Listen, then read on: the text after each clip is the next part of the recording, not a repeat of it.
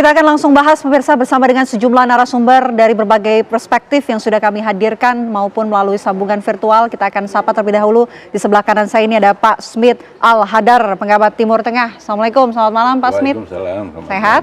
Sehat. Alhamdulillah.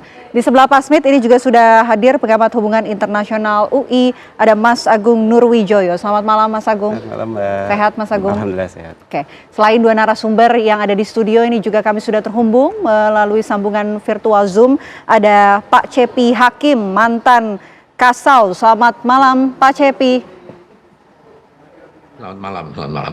Terima kasih sudah hadir di Apa Kabar Indonesia Malam. Saya mau ke Pak Smith terlebih dahulu. Pak Smith, ini kan gencatan senjata sedang berlangsung ya sejak 24 Juni lalu. Apakah gencatan senjata ini bisa disebut hanya basa-basi atau jeda sementara sebelum akhirnya kedua negara ini akan kembali memanas, atau sebetulnya mereka sedang menyiapkan strategi penyerangan berikutnya?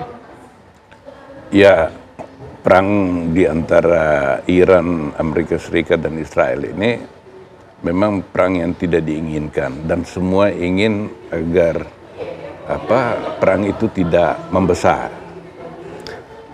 Tetapi saya melihat bahwa gencatan senjata ini rentan untuk dilanggar begitu. Ya, dilanggar karena beberapa hal ya.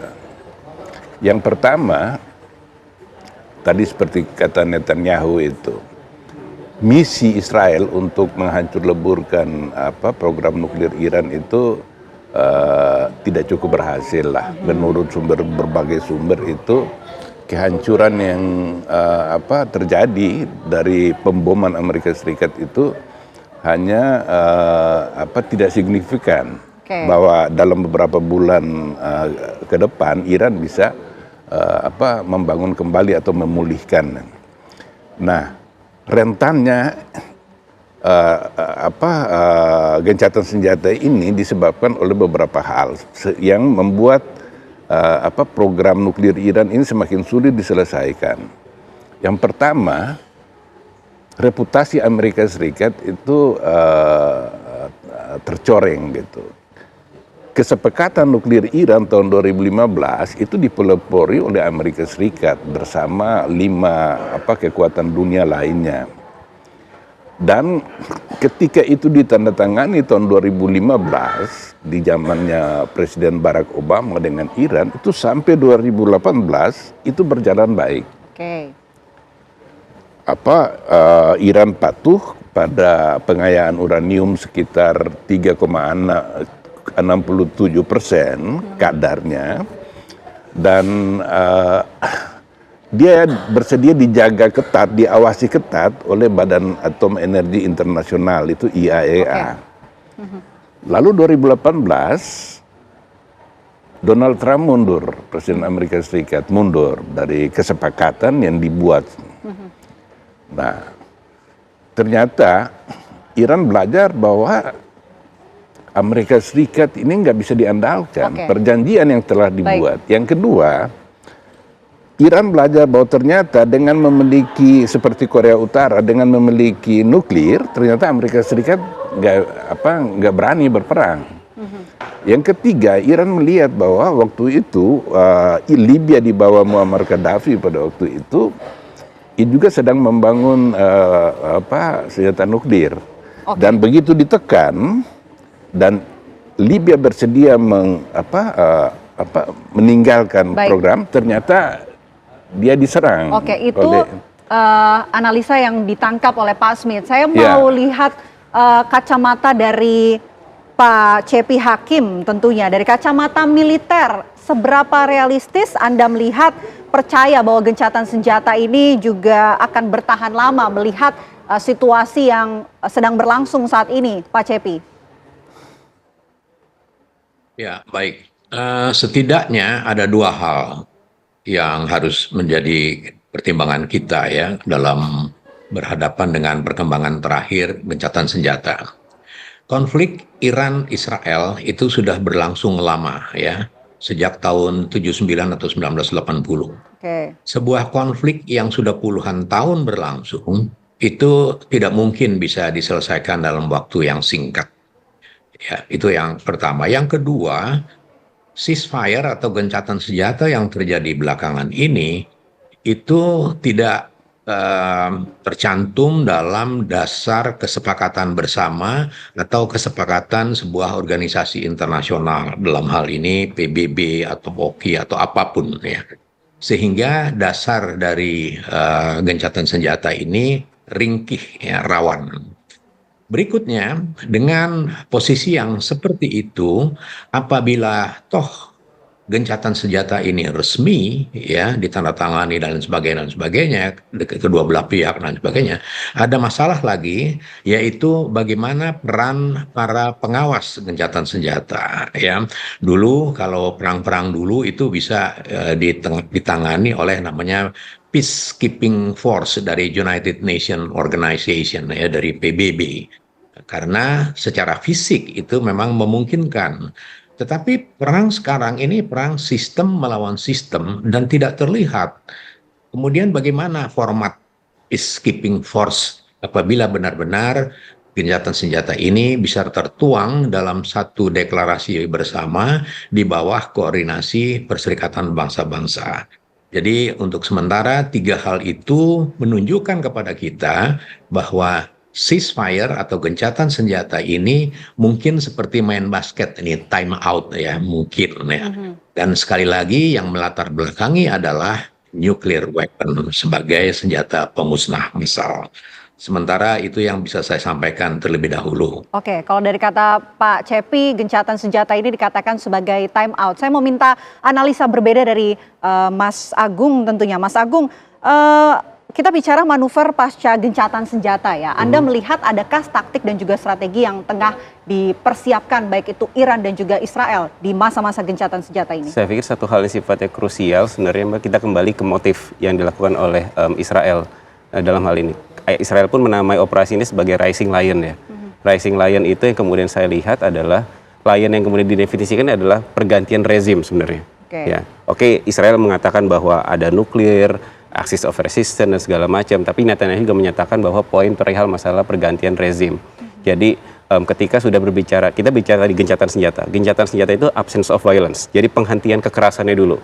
Problemnya adalah sekarang memang belum ada mekanisme, benar apa yang dikatakan oleh Pak Cepi tadi, belum ada mekanisme di lapangan yang benar-benar mendorong bahwa kedua belah pihak itu to refrain.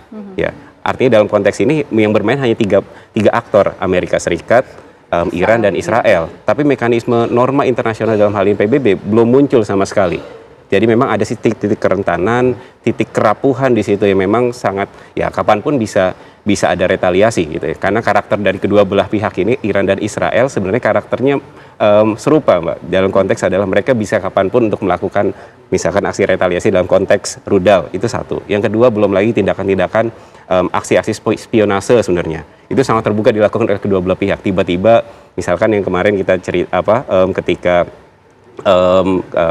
pemakamannya Presiden Iran ternyata ada Ismail Haniyeh tewas seperti itu. Artinya kan ada operasi-operasi secara lebih khusus yang dilakukan oleh Israel. Artinya pertama memang kerapuhan itu ada faktor di lapangan yang memang membuat bahwa jadi memang yang kemudian harus diperhatikan memang menjamin tidak sekedar negatif peace atau ketiadaan kekerasan yang harus dilakukan, tapi harus dipikirkan mekanisme bagaimana menciptakan yang namanya positive peace. Makanya tadi Pak Smith benar sekali ketika bicara masalah JCPOA, artinya mekanisme bagaimana mendudukkan kedua belah pihak ataupun setidaknya mendorong agar kedua belah pihak duduk dalam meja perundingan seperti itu. Nah, kembali lagi ke yang tadi ketika masalah motif yang dilakukan oleh Israel tadi ya, saya pikir ini menjadi satu lubang besar ya.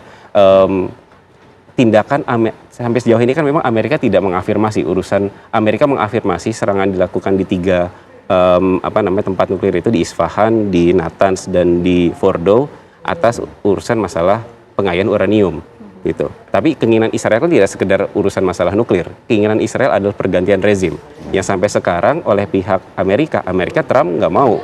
Amerika masih menahan bahwa bahkan saya mengatakan bahwa they are a good man gitu kan segala macam, they are good businessman segala macam. Nah, artinya ini sebenarnya juga harus kemudian jadi perhatian sebenarnya ya. Israel tidak berhenti nih urusan masalah gencatan senjatanya oke, tapi kemudian yang Israel tujuan besarnya ini belum tertuntaskan. Ini potensi yang memang akhirnya memang kita bisa bilang ini masih rentan sekali sebenarnya. Jadi memang diperlukan memang benarnya ada mekanisme di lapangan yang benar-benar mendorong kedua belah pihak itu to refrain untuk bisa menahan diri satu sama lain. Oke, mekanisme di lapangan untuk sama-sama menahan diri. Tapi yang sebelumnya hanya 2 aktor ya, Iran dan juga Israel, tapi kemudian menjadi 3 aktor, Amerika pun ikut terlibat. Nah, Anda melihatnya Amerika ini, kesannya ini kan di media sosial, di media-media pun Presiden Donald Trump seperti hadir sebagai juru damai. Bahkan pengumuman soal gencatan senjata pun juga diumumkan oleh Donald Trump. Apakah memang benar Amerika Serikat, dalam hal ini Donald Trump, hadir dalam bentuk sebagai juru damai antara Iran dan juga Israel, atau sebetulnya ada motif lain? Ya, ada motif lain. Dalam hal ini begini, di Amerika Serikat basis dukungan Donald Trump di Amerika Serikat yaitu lobi Yahudi dan kaum evangelis yang sangat pro-Israel pada waktu itu. Tahun 2015 ketika kesepakatan itu tercapai antara Iran dengan 6 kekuatan besar dunia ini, itu Trump memprotes. Dia anggap bahwa itu suatu perjanjian yang terlalu menguntungkan Iran. Karena perjanjian itu membuat Iran bebas menjual minyaknya ke pasar global. Nah, ini akan membuat Iran makin leluasa dalam menciptakan proksi-proksinya di Timur Tengah. Tujuan dari proksi-proksi ini adalah sebagai penantang terhadap hegemoni Israel dan Amerika Serikat di Timur Tengah gitu. Dan kebetulan Iran ini sejak tahun 79 ketika revolusi pecah, dia diembargo oleh negara-negara barat, embargo senjata terutamanya, sehingga dia tidak mempunyai kekuatan udara, padahal dalam menghadapi Israel dan Amerika Serikat itu kekuatan udara itu berperan sangat penting, sehingga oleh karena itu Iran membangun rudal jelajah maupun rudal balistiknya itu. Ini hanya untuk tujuannya untuk mempertahankan diri karena keterbatasan dia dalam menciptakan senjata-senjata yang sebanding dengan Israel gitu. Tapi kemudian kan Israel melihat bahwa Iran ini satu-satunya negara di Timur Tengah yang independen, negaranya besar, dan tidak mengakui eksistensi Israel. Nah, ini kan bagi Israel ini musuh yang harus diamputasi gitu. Baik. Kita juga ingin membahas ya bagaimana sebetulnya posisi dan juga kekuatan khususnya di udara Israel dan juga Iran. Nanti kita akan bahas lengkapnya usai jeda. Apa kabar Indonesia Malam akan kembali untuk Anda sesaat lagi. Tetaplah bersama kami. Anda kembali menyaksikan Apa Kabar Indonesia Malam. Kita lanjutkan diskusi kita. Kita akan coba menimbang-nimbang kekuatan 2 negara, Iran dan juga Israel. Saya mau ke Pak Cepi kalau begitu. Pak Cepi, bagaimana kemudian Anda melihat kesiapan dan juga posisi dari sisi udara Iran dan juga Israel? Siapa yang sebetulnya lebih unggul, Pak Cepi? Ya. Sulit ya mengatakan siapa yang lebih unggul. Tetapi yang jelas Iran sebagai sebuah negara Arab, mungkin satu-satunya negara Arab yang berani secara langsung berkonfrontasi dengan Israel. Itu artinya Iran sudah menyiapkan diri dengan cukup kalkulasi yang matang. Mengenai Israel dari sejarah konflik Timur Tengah, dia sangat tergantung kepada Amerika. Nah, sekarang bagaimana cara kita memandang Amerika? Amerika sekarang ini presidennya namanya Donald Trump. Donald Trump adalah seorang bisnismen, ya. Bisnismen selalu kalkulasinya untung rugi. Nah, kalau kita memperhatikan hal ini, itu refleksinya terlihat sekali ketika Donald Trump memutuskan melaksanakan Operation Midnight Hammer. Ya. Operation Midnight Hammer ini sebenarnya jelas sekali ditujukan oleh Donald Trump bahwa udah jangan macam-macam nih ya, gua bom lo, udah berdamai aja. Nah, jadi dia kepengen segera berdamai sehingga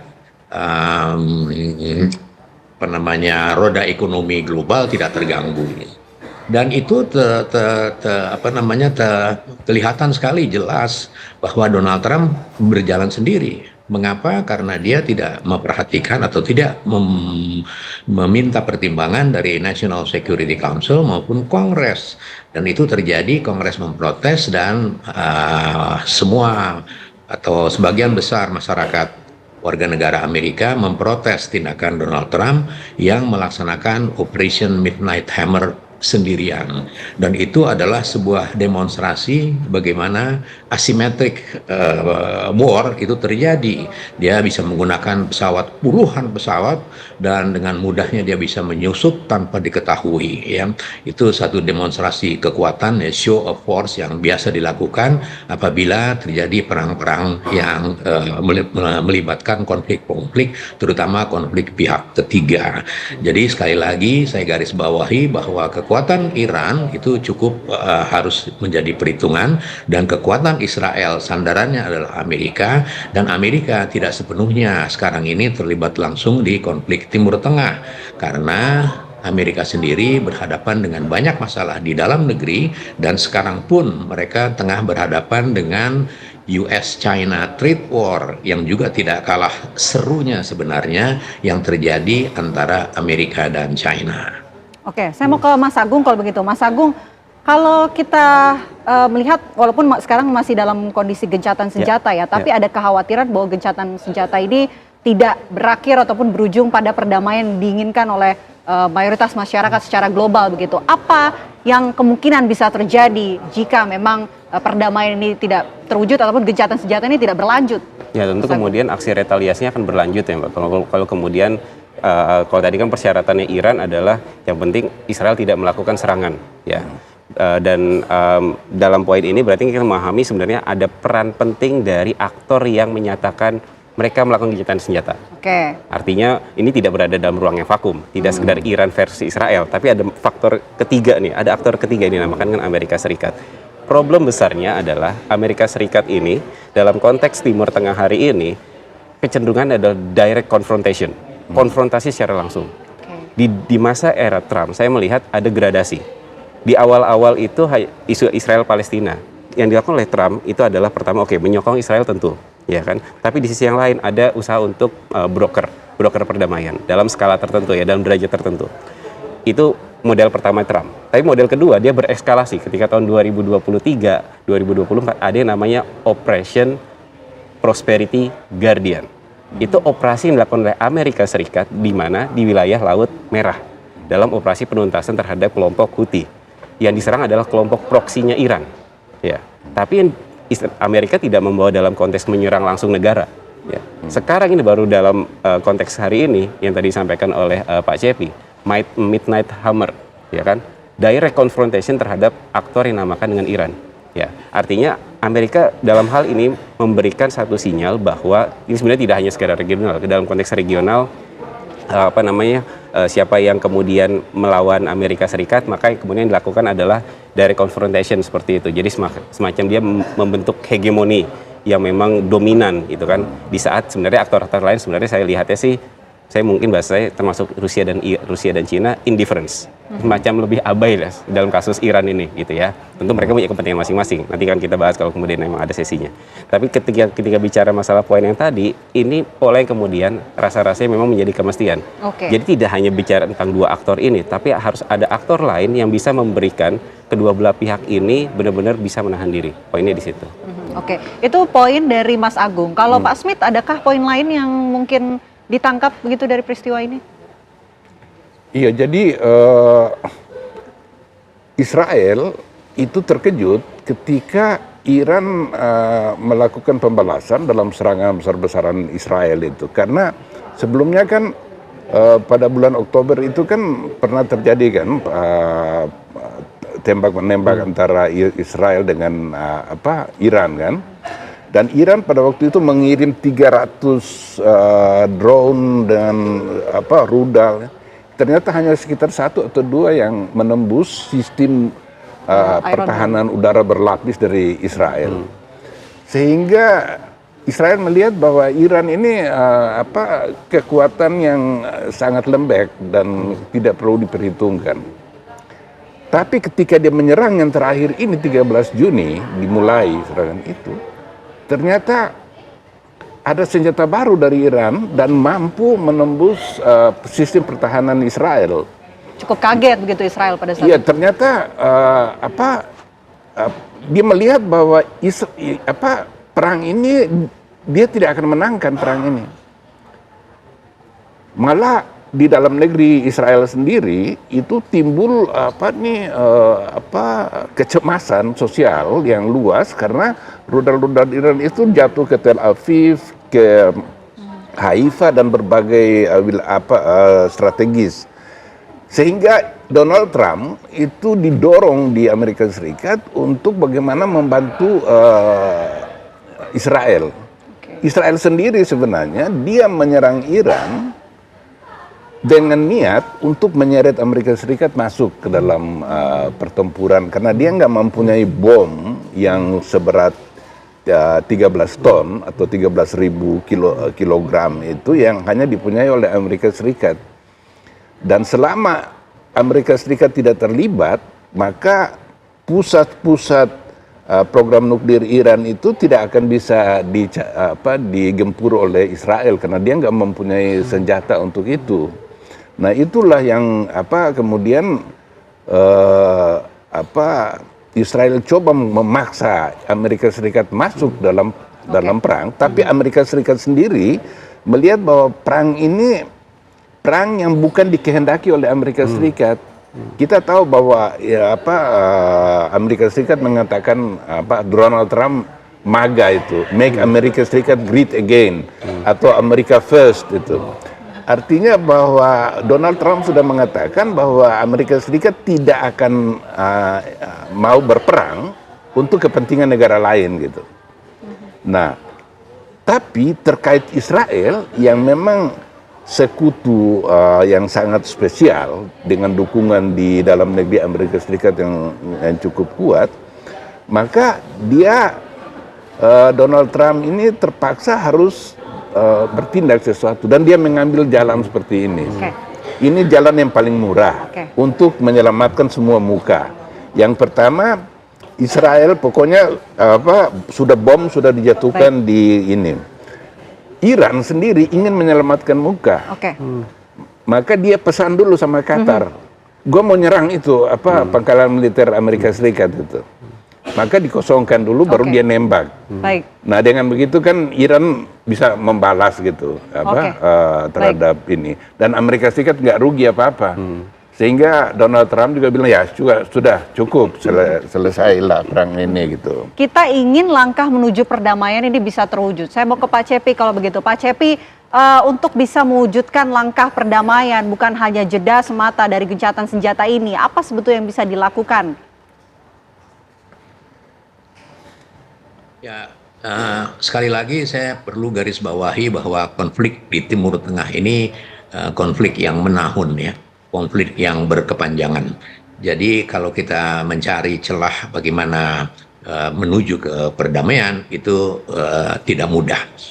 Kemudian konflik yang terakhir ini memang membuka lembaran baru ya, lembaran baru yang mengindikasikan bahwa Israel rada terkejut karena Iron Dome, David Sling, dan Arrow 3 ternyata tidak cukup ampuh untuk membuat Israel itu aman dari serangan udara. Ya, itu menjadi lembaran baru dari konflik ini. Yang kedua, Iran kelihatan sekali dia juga kemudian merasa confident ya, dan itu terlihat pada pertama kali serangan yang membalas serangan Israel, dia berhasil menembus. Dalam air battle itu filosofinya adalah surprise attack. Jadi sudah ada kalkulasi yang sangat matang dari pihak Iran bahwa dia harus melakukan surprise attack. Dan itu yang dilakukan ya, rudal balistik jarak jauh, jarak menengah, jarak dekat, dan ratusan drone sekaligus. Silakan. Baik Pak Cepi, sayang sekali kita tidak punya waktu banyak untuk membahas ini lebih lanjut. Mungkin di lain kesempatan kita akan bahas. Terima kasih Pak Cepi atas analisanya. Terima kasih juga Mas Agung. Terima kasih Pak Smith sudah hadir di Apa Kabar Indonesia Malam. Kita tentu pantau terus bagaimana jalannya konflik antara Iran dan juga Israel. Terima kasih, selamat malam. Terima kasih Mbak Vena. Ya pemirsa, dialog tadi sekaligus menutup perjumpaan kita di Apa Kabar Indonesia malam hari ini. Saya Vena Kintan. Dan juga saya Ken Ano, pemirsa, pamit undur diri, namun sesaat lagi program Dua Sisi akan hadir untuk Anda bersama dengan Arif Fadil dan juga Ditya Nugroho yang membahas tema mengenai Iran-Israel gencatan senjata. Perang usai, kami hadirkan untuk Anda pemirsa sesaat lagi. Kami dari Apa Kabar Indonesia Malam pamit, terima kasih, selamat malam, sampai jumpa.